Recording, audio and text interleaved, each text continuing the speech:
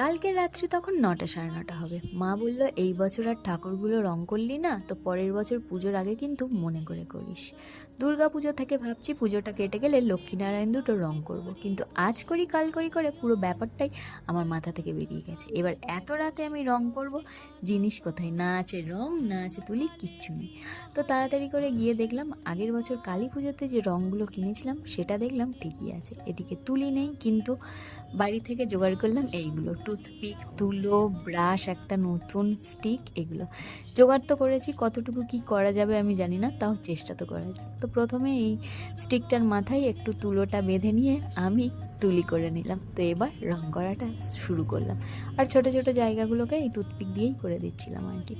যেহেতু এত রাত্রে করছি, শুকানোর জন্যও টাইম লাগবে, কিন্তু অত সময়ও নেই আমার হাতে, তাই তাড়াতাড়ি করে হেয়ার ড্রায়ারটা বার করলাম, দিয়ে এখানে হেয়ার ড্রায়ারে ভালো করে শুকিয়ে নিলাম। 2 কোট করে রং করেছিলাম, তারপর হেয়ার ড্রায়ার শুকিয়ে নিতেই রেডি হয়ে গেছে।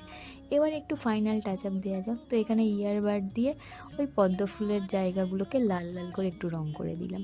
তুলি তো নেই, চোখ আঁকবো কী দিয়ে? এদিকে টুথপিক দিয়ে চোখ আঁকা শুরু করলাম।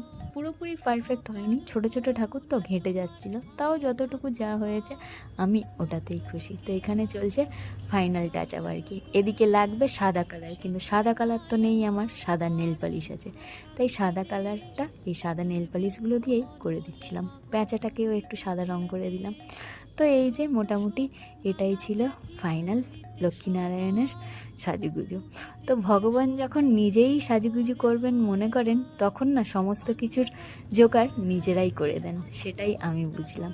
তো যাই হোক, মানে আমার তো বেশ ভালো লেগেছে এই লাস্ট মোমেন্টে এসে যতটুকু যা করতে পেরেছি। আর সিংহাসনে বসানোর পর চোখই ফেরানো যাচ্ছিল না, এক কথায় অসাধারণ।